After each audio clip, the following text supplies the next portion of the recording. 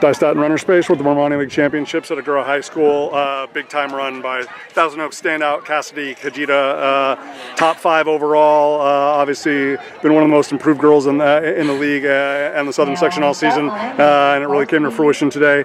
Cassidy, before we talk about this race itself, how much do you feel like you've learned about being on this course and and the areas that you can really attack, and how much you really want to push yourself on on the track parts, but also respecting the hill parts? How much do you feel like that knowledge has helped you over the years to get ready for today?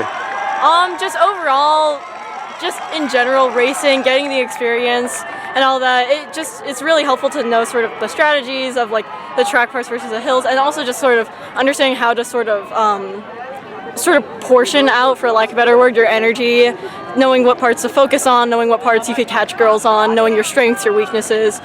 And so this course is like really fun, and a really fun way to sort of like demonstrate everything you've learned over the years. Most definitely.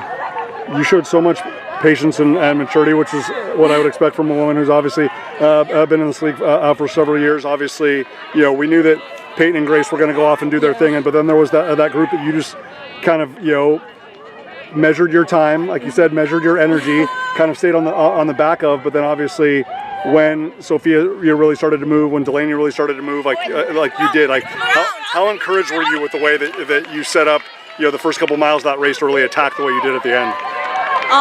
Just in general, my main strategy both here and especially more in track, but again also in cross country, is just to sort of attach yourself onto another group, sort of feel out how they're racing, sort of follow their lead, and then when you have a chance, or when you, in cross country at least, when you have a section where you can excel, where you can take advantage of the course, then just knowing to push ahead there, or stuff like. I'm trying to think how to word it. No, I mean, there's just so much purpose and intent in what you did today and what you've been doing all season. In comparison to years past, just how excited are you about where your level of fitness is at, and how you're feeling, in that last mile, that last kilometer, 800, 600, especially on today, like a track? Because like I said, at the beginning, you're not just one of the most improved women in the league, but in the entire Southern section. How much is that belief and confidence, exciting you about what could happen this postseason? I mean, it's really exciting, just knowing, being able to especially as you run more, being able to understand I have this much fitness, I am this strong, I am this powerful, this strategic.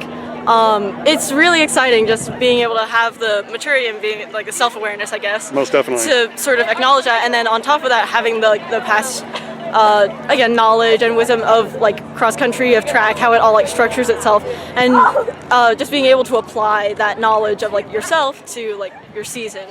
And so for me, it's really exciting because I know that in track, in even in the future, if I as I hope to pursue some collegiate athletics, then I know oh yeah, I can get to this power of or this level of fitness. I can get to this level of strength, of courage in myself, belief in myself, and be able to apply that to actual racing, practice, training, and all that. You certainly did today. Last thing, obviously, you can only control being the best version of Cassidy Kajita, but obviously when you have women like you've had throughout your career in this league, be it from Oaks Christian, be it from Newberry Park, both, how good has that been for you in the sense of just iron sharpens iron, right? And it's you don't have to wait till the invitationals on a Saturday, or you don't have to wait till the postseason, to be around great athletes, whether they're from your division, or in Oaks Christian's case, obviously Division 4.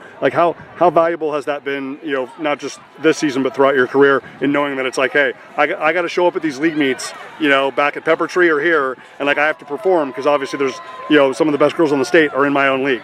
It's super just exciting, super fun, knowing that these incredibly strong, incredibly fast runners are in the same just everyday races as you, because it really allows you to sort of position yourself for success. You're able to just again, I like to do, just attach yourself onto other runners, be able to sort of pace yourself off of them, especially incredible teams like Oaks Christian, Newberry, and even in county, with Ventura now. Yeah. It's really fun, and it's really helped like throughout the years just being able to see these super fast runners and being able to essentially train alongside them throughout like the whole season, because then it really helps when you get to those big meets, you get to those invitationals, prelims, finals, all that, because you're able to take the like speed, take the knowledge that you've gained from training with these super fast, super strong girls and apply it for yourself, for your own team and your own success. Well, you certainly did today.